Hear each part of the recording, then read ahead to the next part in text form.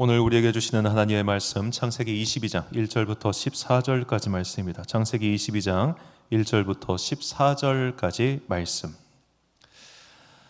조금 긴데 저와 함께 한 절씩 교독하시겠습니다. 그 일 후에 하나님이 아브라함을 시험하시려고 그를 부르시되 아브라함아 하시니 그가 이르되 내가 여기 있나이다. 여호와께서 이르시되 내 아들 내 사랑하는 독자 이삭을 데리고 모리아 땅으로 가서 내가 내게 일러준 한 산 거기서 그를 번제로 드리라. 아브라함이 아침에 일찍 일어나 나귀의 안장을 지우고 두 종과 그의 아들 이삭을 데리고 번제에 쓸 나무를 쪼개어 가지고 떠나 하나님이 자기에게 일러주신 곳으로 가더니 제3일에 아브라함이 눈을 들어 그곳을 멀리 바라본지라. 이에 아브라함이 종들에게 이르되 너희는 나귀와 함께 여기서 기다리라. 내가 아이와 함께 저기 가서 예배하고 우리가 너희에게로 돌아오리라 하고 아브라함이 이에 번제 나무를 가져다가 그의 아들 이삭에게 지우고 자기는 불과 칼을 손에 들고 두 사람이 동행하더니 이삭이 그 아버지 아브라함에게 말하여 이르되 내 아버지여 하니 그가 이르되 내 아들아 내가 여기 있노라. 이삭이 이르되 불과 나무는 있거니와 번제할 어린 양은 어디 있나이까.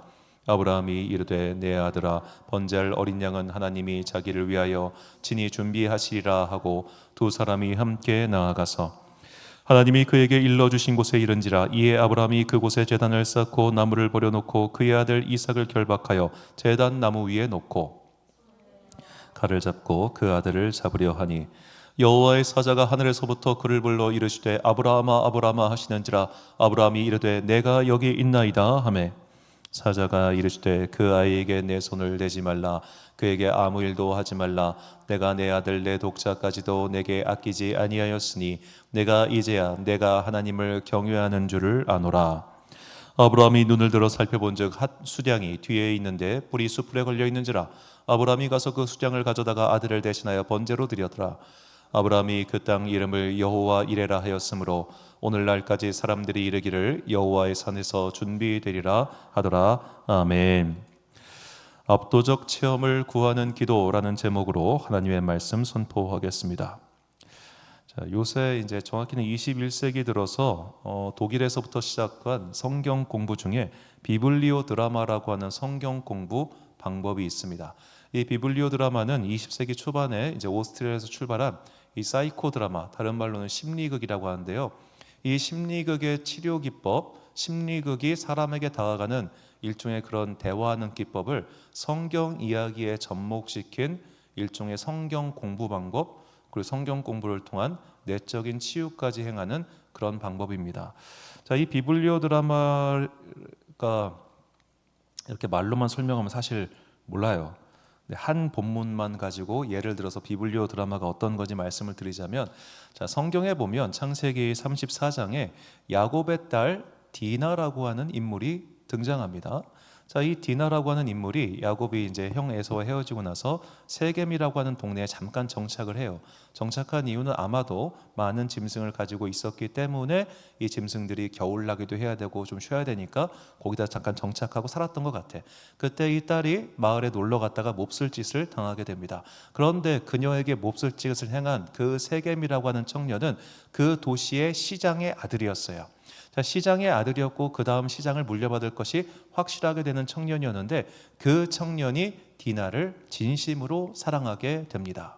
자, 여하튼 그 수법은 매우 나빴고 악했지만 그 청년이 여하튼 그녀를 깊게 사랑한 것만은 분명합니다. 왜냐하면 성경이 그걸 증언해줘요.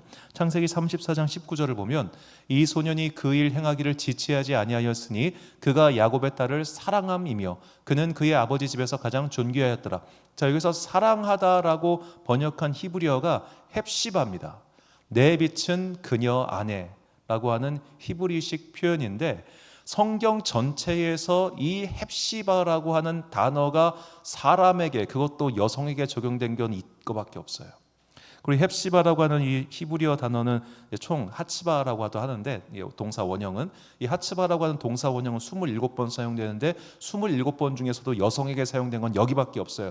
그러니까 이 소년이 그 딸을 진심으로 사랑했던 것만은 분명해 보여요. 그런데 그의 오빠들은 얘가 우리 동생한테 이런 몹쓸 짓을 한 것은 우리를 모욕한 거야 해가지고 할례라고 하는 함정을 파서 모구다가 다 죽여버리죠.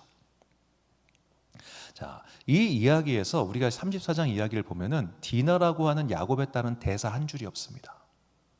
그리고 디나가 처음 그 일을 당했을 때 야곱은 그 일에 대해서 침묵하고요, 그의 오빠들은 난리를 칩니다. 자, 그때 이 비블리오 드라마 예시인데, 이 예시에서 디나 역을 했던 그 참가자가 이런 표현을 해요. 나는 2번 버림받았다. 첫 번째는 아버지로부터, 두 번째는 오빠들로부터.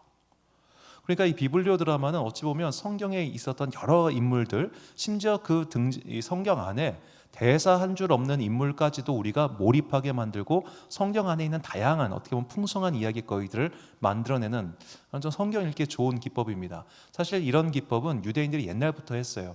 이 미드라시라고 해가지고 이 유대인들이 성경에 있는 여러 가지 이야기들을 어찌 보면 왜 이걸 이렇게 했을까, 여기서 이 사람은 뭘 하고 있을까, 그런 것들 다양하게 상상하는 그런 이야기죠.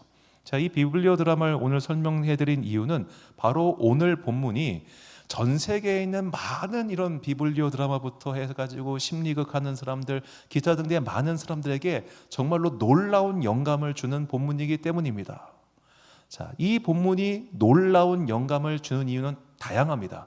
첫 번째로 하나님께서 아브라함에게 놀라운 것을 요구하셨기 때문이죠. 본문 2절을 보니까요, 하나님께서 여호와께서 이르시되 내 아들 내 사랑하는 독자 이삭을 데리고 모리아 땅으로 가서 내가 내게 일러준 산 거기서 그를 번제로 드리라 라고 하나님께서 최초이자, 그러니까 처음이자 마지막으로 하나님께서 인신제사, 사람을 바치라고 요구를 하십니다.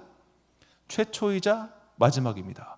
자, 우리가 성경을 보면 하나님께서 인신제사를 얼마나 혐오하셨는지를 알게 됩니다. 하나님께서는 사람을 죽여서 우상에게 바친 자들을 절대로 용서하지 않으십니다. 절대로 용서하지 않으실 만큼 그것은 하나님이 요즘 말로 극혐하시는 일이에요. 자, 그렇게 극혐하시는 일을 아브라함에게 시키십니다. 자, 우리는 이 이야기에서 오늘 본문 전체 이야기에서 사실은 굉장히 중요한 인물인데 등장하지 않는 한 사람을 발견할 수 있습니다. 아브라함의 아내 사라죠.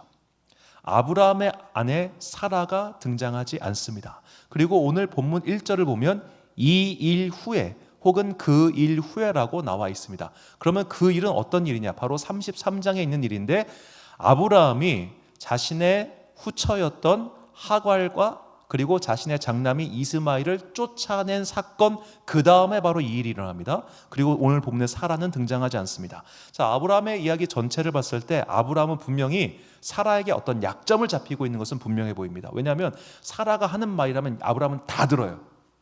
다 들어요. 자, 사라가 아브라함에게 여보, 내 몸종을 당신 후처로 들여가지고 그를 통해서 다음 당신 후계자를 얻어야겠어요. 알았어. 그랬어요. 근데 이 몸종이 하갈이 건방지게 굴어요. 여보, 쟤 쫓아내요. 알았어, 쫓아내요. 자, 그리고 나서 사라가 이삭을 얻었어요. 그러니까 하갈과 이스마엘이 눈에 거슬려요. 여보, 쟤를 쫓아내요. 알았어 하고 쫓아냅니다. 자, 하갈도 자기 부인이고요, 이스마엘도 자기 아들입니다. 그런데 사라가 하는 말이라면 그런 것과 아무 관계없이 내보내버립니다. 심지어 처음에 하갈이 쫓겨날 때 하갈은 임신한 상태였습니다. 그토록 바라던 나의 후계자를 임신한 그 여자까지도 아내가 시키면 버리는 남자가 아브라함이에요. 아브라함에게 사라라고 하는 존재는 한마디로 여보 하면은 부르면 발로 달려가야 되는 거의 주인님 수준이에요. 그 정도로 무언가 아브라함은 사라에게 큰 잘못을 했어요. 제가 볼 때는 이제 이집트에 있는 파라오 왕 앞에서 저긴 내 부인이 아니라 내 누이예요 해가지고 부인 팔아 넘겨가지고 지 살라고 했다가 아마 그거에 대한 이제 후대의 그 뭐라고 해야 될까요? 뒷감당을 하느라고 그냥 마누라 앞에서 깨갱하고 살았던 것 같아요.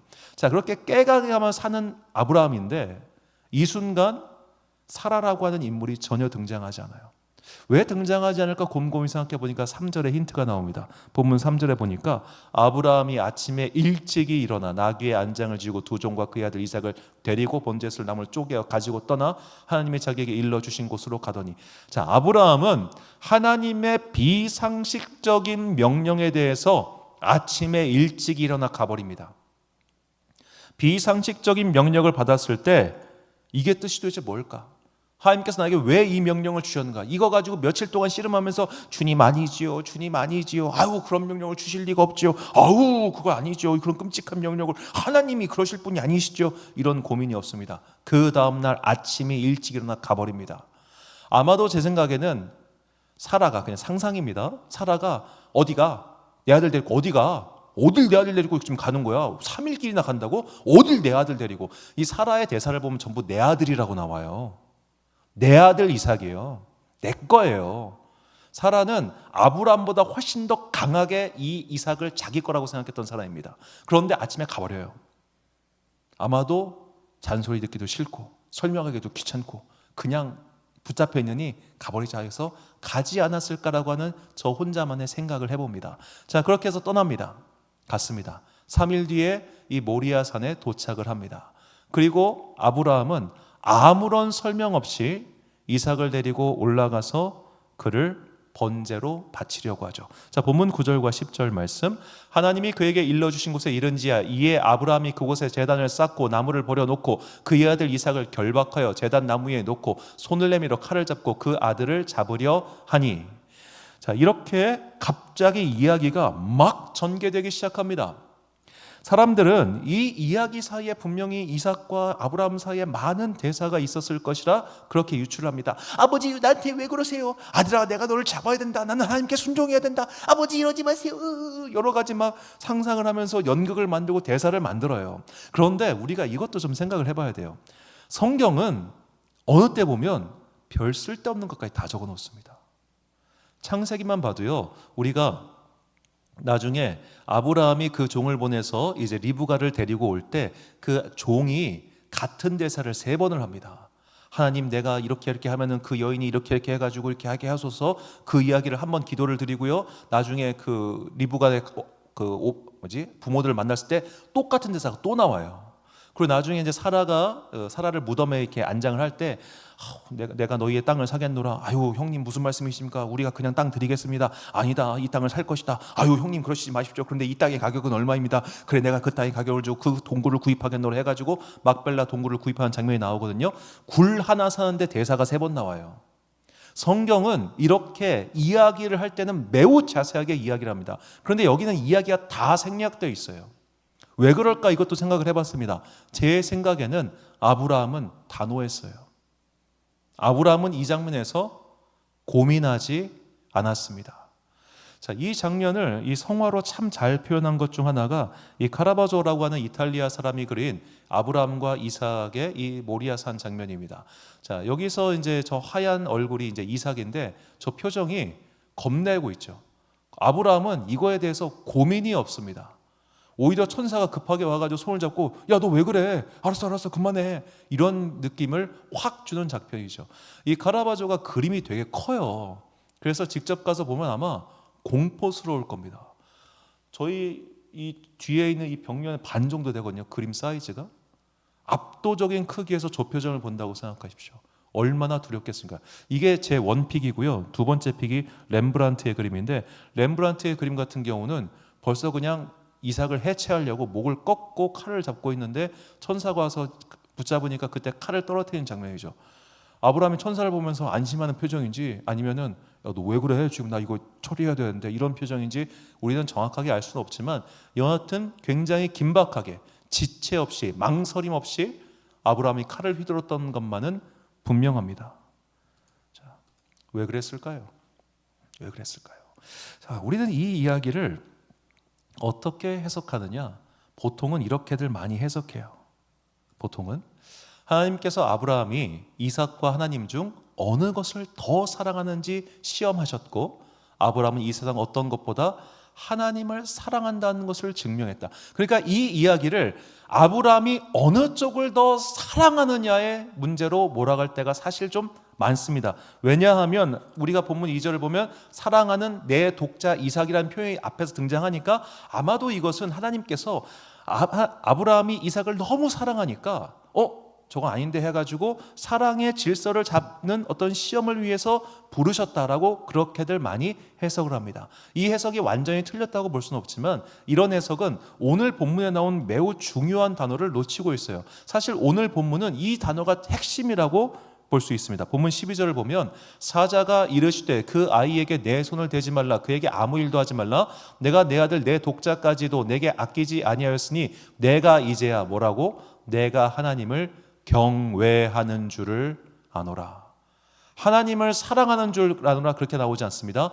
경외하는 줄. 경외하는 줄. 경외라는 말은 두려움과 더불어서 하나님 앞에서 납작 엎드리고자 하는 인간의 순수하고도 굉장히 본능적인 마음이죠. 하나님을 두려워하는 줄, 하나님을 놀랍게 여기는 줄, 하나님의 말씀에 대해서 전혀 의심하지 않고 완전히 순종하는 줄을 이제야 알았노라라고 말을 합니다. 바꿔 말하자면 아브라함에게는 무엇이 있었느냐? 하나님을 경외하는 마음이 압도적이었어요. 자, 어떻게 하면 우리는 이렇게 성경에 나온 많은 사람들처럼 하나님을 경외하는 그런 압도적인 마음을 가질 수 있을까요? 그것은 바로 하나님을 그만큼 깊게 놀랍게 체험할 때 우리는 여러 가지 이상한 일들, 여러 가지 어려운 일들, 여러 가지 납득할 수 없는 일들에도 불구하고 하나님께 순종하게 됩니다.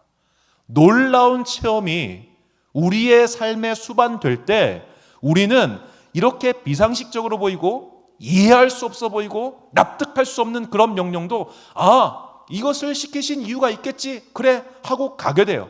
단순해져요. 체험이 많아지고 체험이 깊어지면 깊어질수록 우리의 믿음은 굉장히 단순해집니다. 왜냐? 장애물이 더 이상 장애물로 느껴지지 않기 때문이죠. 이것을 보여주는 또 다른 사례가 누구냐면 모세예요. 하나님께서 불타는 떨기나무의 이적으로 시내산에서 모세를 만나셨습니다. 하나님의 삶 호렙에서 그를 만나셨죠. 그리고 그에게 두 가지 이적을 보여주십니다. 손을 넣다 빼니까 문둥병이 됐어요. 지팡이를 던지니까 뱀이 됐어요. 그 두 가지의 정확히 총 세 가지죠. 임재, 그리고 손, 그리고 지팡이의 변화, 물질이 변한 거니까. 그런 놀라운 기적을 보고도 모세의 반응이 뭐냐? 출애굽기 4장 23, 13절을 보면 모세가 이르되 오 주여 보낼 만한 자를 보내소서. 오 주여. 지금 모세가 시내산에서 봤던 그 기적만으로는 저 강대한 이집트에 가가지고 그들과 싸울 수 있는 용기가 안 생기는 거예요. 요 정도 기적 가지고 요 정도 체험 가지고는 그 문제를 해결할 수 없어요. 모세에게 뭐가 필요했냐? 더 큰 체험이 필요했던 겁니다. 그래서 그 다음 장인 출애굽기 5장을 보면 같은 일이 반복돼요. 출애굽기 5장 23절과 23절이 보면 어떤 말이 나오냐? 모세가 여호와께 돌아와서 아뢰되 주여 어찌하여 이 백성이 학대를 당하게 하셨나이까? 어찌하여 나를 보내셨나이까? 내가 바로에게 들어가서 주의 이름을 말한 후로부터 그가 이 백성을 더 학대하며 주께서도 주의 백성을 구원하지 아니하시나이다. 자, 이 장면은 모세가 먼저 파로 앞에 가가지고 기적을 보여준 다음이에요. 아론의 지팡이를 던지니까 그 지팡이가 뱀으로 변했고 그 뱀으로 변한 그 뱀이 그 파라오의 마술사들이 부리는 뱀을 다 먹어치웠단 말이에요. 자, 그런 기적을 보고 난 이후에도 상황이 변하지 않자 나 왜 보냈어요? 하나님 나한테 왜 그래요? 라고 하나님 앞에서 투덜댑니다. 자, 우리는 10가지 재앙, 그러니까 이집트에서 벌어졌던 그 10가지 재앙을 10가지 기적으로 바꿔볼 필요가 있습니다. 그 기적은 파라오라고 하는 완고한 자를 무너뜨리기 위한 기적이기도 했지만 지금 이렇게 아직도 의심하고 아직도 불안해하고 아직도 확신이 없는 이 모세라고 하는 인물에게 보여주시는 기적인 거예요. 봐라 너 처음에 내 명령 받았을 때 너 망설였지. 우리가 어떻게 이집트에서 저 많은 사람들 데리고 와요? 우리는 능력도 없고 돈도 없고 군사도 없고 아무것도 없는데 하나님 이렇게 허황된 명령 주시면 어떡해요? 라고 그렇게 생각했지. 근데 봐, 이루어지잖아. 이런 기적을 보여주심으로 말미암아 모세라고 하는 인물의 믿음이 이 처음에 호렙산에서 주님 만났을 때는 요만한 믿음이었는데 나중엔 이렇게 놀라운 믿음이 돼요. 출애굽기 14장을 보니까 모세가 백성에게 이르되 너희는 두려워하지 말고 가만히 서서 여호와께서 오늘 너희를 위하여 행하시는 구원을 보라. 너희가 오늘 본 애굽 사람을 영원히 다시 보지 아니하리라. 여호와께서 너희를 위하여 싸우시리니 너희는 가만히 있을지어다. 아멘. 두려워하지 말고 놀라지 말라. 여호와께서 너희를 위하여 싸우신다. 모세가 지금까지 봤던 그 수많은 기적을 통해서 그의 안에 확신이 생긴 겁니다. 하나님께서는 이렇게 때로는 우리가 알 수 없는 명령을 내리시고 때로는 우리가 수행할 수 없는 명령을 내리시지만 그러나 우리는 그걸 할 수 있어. 왜? 우리에게 그걸 시키신 분이 주님이시니까. 오늘 믿음의 명령 앞에서 망설이는 자들에게 필요한 것이 무엇이냐? 바로 하나님 체험이라는 겁니다. 하나님을 만난 경험, 하나님의 뜻대로 살았더니 이러한 복이 임하고 하나님의 뜻대로 살았더니 이러한 체험이 있었던 그 분명한 체험이 있을 때 우리는 믿음 생활하는 데 있어서 흔들리지 않게 됩니다. 자, 그러니까 결론으로 이렇게 줄거리 말씀드리면 이거예요. 믿음으로 산다고 하는 것은 하나님의 말씀, 계명과 율법을 지키는 겁니다. 그런데 우리가 말씀을 지키지 못한 이유가 있는데 바로 현실의 어려움 때문이라는 거예요. 너희는 이렇게 살아야 돼 라고 분명히 명령을 하셨지만 그렇게 살지 못하는 이유는 여러 가지 어려움, 그것은 경제적인 어려움일 수도 있고 마음의 어려움일 수도 있고 그런 여러 가지가 있죠. 예를 들어 대표적으로 생각을 해봅시다. 우리가 널리 알고 있는 예수님의 명령, 원수를 사랑하라라고 했을 때 원수를 사랑하라는 명령을 어떻게 이행해야 됩니까? 누가복음에서 원수를 사랑하는 방법을 이렇게 말씀하세요. 누가복음 6장 35절을 보니까 오직 너희는 원수를 사랑하고 선대하며 아무것도 바라지 말고 뭐하라? 구워주라. 그리하면 너희 성이 클 것이요 또 지극히 높으신 이의 아들이 되리니 그는 은혜를 모르는 자와 악한 자에게도 인자하시니라. 자, 원수를 사랑한다는 말은 무엇이냐? 저 은혜도 모르는 놈들, 저 나쁜 놈들에게 잘해주라는 거예요. 어떻게? 물질적으로 내가 피땀 흘려서 번 돈, 내 피땀 눈물 같은 돈을 이 돈으로 저 나를 속전하게 만들고 괴롭게 만드는 그 원수에게 잘 대해주라? 어떻게 가능해요? 내 마음이 이게 어려운 거예요. 내 마음이 이게 힘든 거예요. 명령은 분명히 있어요. 율법은 분명해요. 어떻게 살아야 되는지. 그러니까 우리 중에 그리스도인이 어떻게 살아야 되는지를 모르는 사람은 한 명도 없어요. 다 알아요. 교회를 1년만 다니고, 아니 교회를 안 다녀도 대충 그리스도인은 이렇게 살아야 되라고 하는 어떤 상, 이미지 다 있어요. 그런데 왜 그렇게 못 살까요? 우리에게 하나님 체험이 없기 때문이에요. 그렇게 살면 손해보는데? 그렇게 살면 내가 호구가 되는데? 왜 내가 그렇게 살아야 돼? 왜 내가 널 용서해야 돼? 나도 널 마음껏 미워할 거야.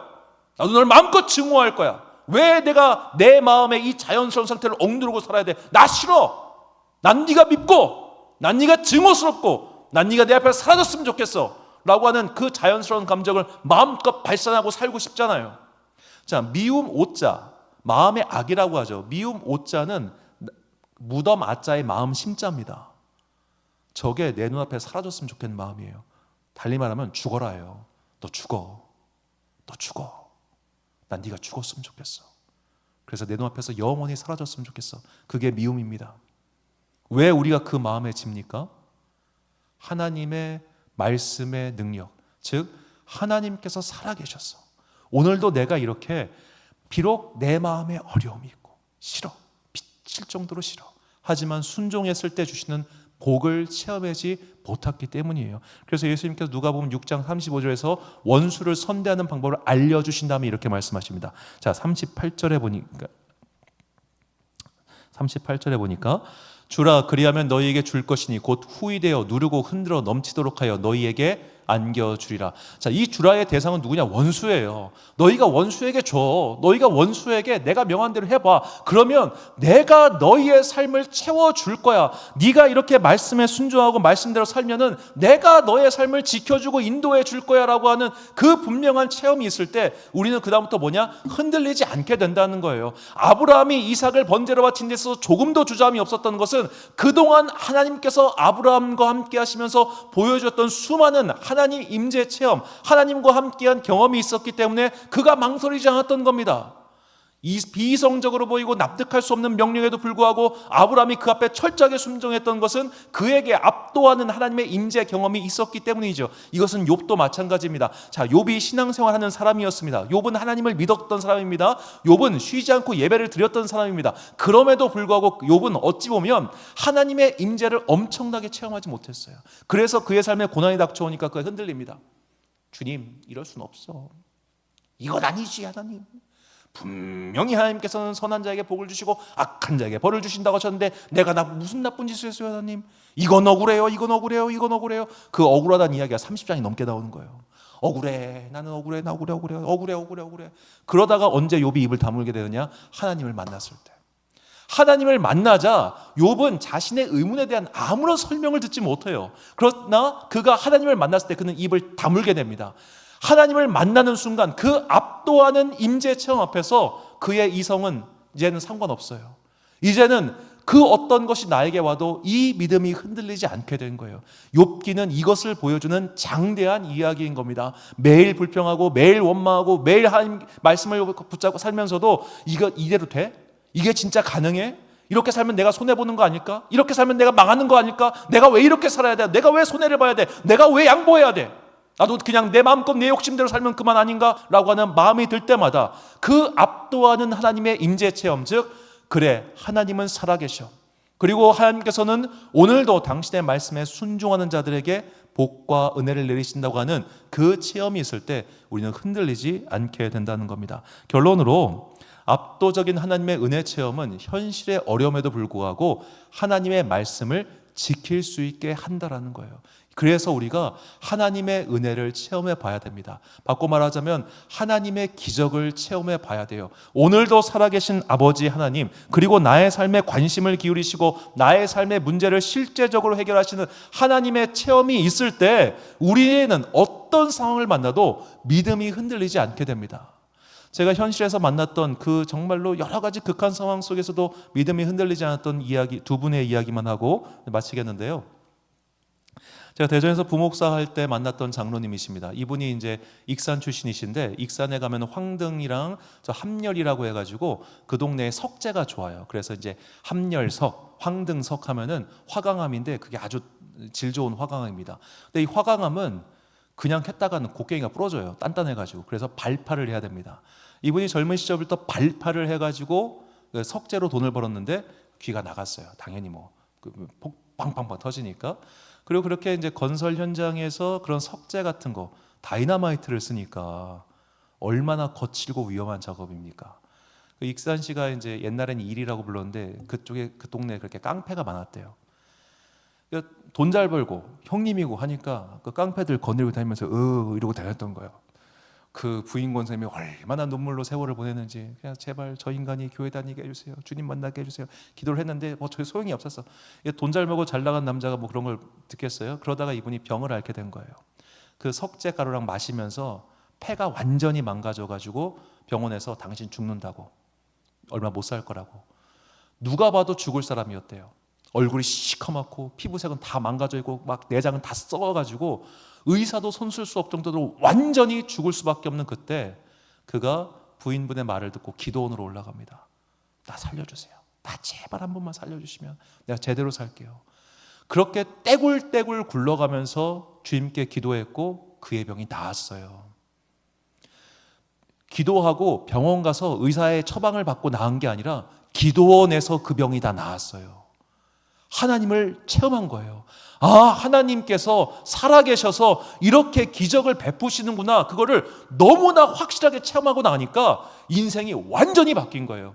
그분이 이리 남중교회라는 교회를 다녔는데 이리 남중교회가 이제 그 원로 목사님 은퇴하실 쯤에 정말 어마어마한 일들이 벌어집니다. 막 그냥 그분 말로는 막 이쪽 파에서 막 깡패를 동원해가지고 막 깡패들이 교회에 쳐져가지고 어슬렁어슬렁 거리니까 이분이 이제 옛날에 깡패 건드려봤으니까 야 꺼져 이렇게 해가지고 막 안수입사 혼자서 막 수십 명의 깡패를 이제 돌려보내고 막 목사님 난리가 나고 그 목사님 지금 대전 사시는데 그 강 목사님 막 그렇게 난리가 나고 하는 통에 이분이 교회를 끝까지 지켜요. 보통은 그 정도 교회가 난리 나면 교인들 떠납니다. 떠나요. 어렸을 때부터 그 교회 다녔던 사람들 아니면 그 정도로 깡패가 들락달락거리고 시끄러우면 다 교회 떠나요. 근데 그 사람은 교회 다닌 지 몇 년 되지도 않았는데 교회를 끝까지 지켰어요. 왜? 만난 체험이 있으니까. 그분이 이제 장로를 하시고 하면서 대전에서 만났을 때도 그렇게 녹록한 인생, 교회에서 녹록하지가 않았어요. 교회가 좀 시끄러웠고 조그만했고 어려웠어요. 그런데 그분은 한결같았어요. 흔들리지가 않더라고. 왜 그랬을까? 경험이 있으니까. 그 분명한 경험이 있으니까 그 이후에 어떠한 일이 일어나도 그냥 가만한 거예요. 그냥 태어난 거예요. 제가 그 모습에서 정말 많이 배웠습니다. 아, 강렬한 하나님의 체험, 부인할 수 없는 하나님의 만남, 이것은 현실의 모든 어려움을 능히 능가하는구나 라고 말이죠. 두 번째로 제가 만난 권사님이 있습니다. 이분이 60대 시절에 남편 장로님이 먼저 돌아가십니다. 자, 이게 참 뭐 요즘도 그럴까라고 생각이 드는데 이게 좀 저희 어머니보다 조금 높은 세대 이런 분들은 남편이 먼저 돌아가시면 그렇게 기죽어 지내세요. 푹 죽어. 교인들도 수덕수덕거려요. 그분들은 그런 세대였어요. 그런데 그분은 남편 장로님 먼저 가시고 여전히 동일했어요. 흔들리지가 않더라고. 자, 거기까지는 그래, 그럴 수 있어요. 그런데 이분이 아들이 죽어요. 아들이 45대인가 갑자기 죽었어요. 병원 가서 이 용종 같은 거 떼다가 내시경에 장을 찔러가지고 이 출혈이 멈추셔서 그대로 거기서 죽었어요. 새벽에 전화 받고 너무너무 황당했어요. 자, 남편이 갔어요. 10년 정도 뒤에 아들도 갔어요. 그때 제가 분명히 기억해요. 너무 황당해서 그 교회 권사 중에 한 명은 장례식도 안 갔어요. 그 권사님 말고 딴 권사. 왜 안 갔냐? 자식 죽은 그런 불길한 장례식장 가는 거 아니라고. 운 떨어진다고. 그런 사람이 권사예요. 나 너무 한심했어요.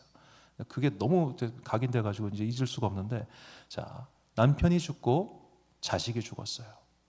보통 사람이라면 믿음 다 팽개칠 거예요. 그분이 새벽 기도를 걸은 적이 없고 금요일 저녁 기도를 걸은 적이 없어요. 모든 교회 예배에 참여했고요. 그리고 낮 시간이 되면 항상 가서 일했어요. 몸이 부서지게 일하신 분이에요. 몸이 부서지게 일해서 번 돈으로 집 마련하고 자식들 학교 보내고 유학까지 보냈어요. 진짜 온몸으로 일을 해가지고 돈 벌어서 했는데 아들이 죽은 거예요. 믿음 버릴만 하지 않겠습니까? 그러고 교회 다니고 싶겠습니까? 하나님 원망하는 마음이 안 들겠습니까? 그분 지금도 새벽 기도 지킵니다. 그 딸들도 옛날엔 딸이 이제 그쪽 동네 사니까 새벽마다 차 끌고 엄마랑 같이 올라갔는데 이제 그 딸도 이제 거기서 안 사니까 혼자서 그 언덕을 터벅터벅 올라가서 기도하고 내려. 전 지금도 그분의 모습이 선해요. 눈이 오나 비가 오나 그냥 거기를 올라가는 모습이 선해요. 잊을 수가 없어. 나는 그 모습에서 참 많은 걸 느꼈어요. 그래, 만난 사람은 흔들리지 않더라고요. 만난 사람은, 하나님을 믿은 사람은 여러 가지 삶의 어려움과 고통이 있다 할지라도 끝까지 버텨내서 믿음의 승리의 면류관을 취하더라고요. 그래서 우리가 하나님을 체험해야 돼요. 하나님을 만나야 돼요. 그 압도하는 임재의 경험, 압도하는 하나님의 만남, 그 만남이 있을 때 우리는 여러 가지 삶의 어려움과 고난에도 불구하고 흔들리지 않는 믿음의 반석 위에 서서 이 말씀대로 살 수 있는 믿음의 힘을 얻게 되는 겁니다. 그래서 우리가 하나님을 만나야 됩니다. 우리가 만나는 성경의 많은 사람들은 그렇게 하나님을 만났기 때문에 불가능해 보이는 명령 앞에서도 흔들리지 않았고 불가능해 보이는 과업 앞에서도 넘어지지 않았습니다. 왜? 하나님은 살아계셨고 나와 만나주셨고 나에게 분명히 이 말씀을 하셨기 때문에 말이죠. 이 살아계신 하나님을 만날 때, 또 이 만남을 갈구할 때 우리는 앞으로 우리가 살아가면서 만나는 여러 가지 삶의 어려움 앞에서 굴복하지 아니하고 마침내 승리하는 주님의 거룩한 자녀가 될 것을 굳게 믿습니다. 우리에게 주시는 하나님의 말씀, 히브리서 11장 6절과 고린도전서 15장 58절 말씀 한 목소리로 봉독하겠습니다. 시작. 믿음이 없이는 하나님을 기쁘시게 하지 못하나니 하나님께 나아가는 자는 반드시 그가 계신 것과 또한 그가 자기를 찾는 자들에게 상 주시는 이심을 믿어야 할지니라. 그러므로 내 사랑하는 형제들아, 견실하며 흔들리지 말고 항상 주의 일에 더욱 힘쓰는 자들이 되라. 이는 너희 수고가 주 안에서 헛되지 않은 줄 알미라. 아멘. 사랑하는 지혜의 빛 광성교회 성도 여러분, 그리고 이 금요일 저녁 함께 기도하고 계신 귀한 주님의 자녀 여러분, 하나님을 만나십시오. 성령님을 체험하십시오. 여러분의 믿음의 마음 가운데 분명히 살아계신 그 성령님의 기름 부으심과 불의 체험과 은혜의 체험이 있기를 소망합니다. 그래야만 흔들리지 않습니다. 그래야만 어떤 일이 닥쳐도 우리가 넘어지지 않습니다. 그래야만 내가 상상할 수 없는 여러 가지 어려운 일이 닥친다 할지라도 우리가 마침내 주님 앞에 서는 그날까지 믿음을 지키며 살 수 있는 겁니다. 그러므로 앞으로도 계속해서 성령님의 강력한 임재와 그 체험을 구하시기 바랍니다. 하나님을 만난 사람은 흔들리지 않습니다. 하나님의 만난 사람은 넘어지지 않습니다. 하나님의 살아계심과 능력을 체험한 사람은 결코 쓰러지지 않는 믿음의 반석 위에 서서 마침내 주님을 배울 그날까지 그 면류관을 바라보고 달려가니 그 달려가는 믿음, 흔들리지 않는 믿음, 불굴의 믿음이 우리 가운데 영원히 거하여 마침내 하나님께서 예비하신 모든 상을 취하는 여러분과 제가 되시기를 주님의 이름으로 축원합니다. 우리 함께 찬양 나의 안에 거하라 이 찬양 올려드리신 후에 함께 기도하겠습니다.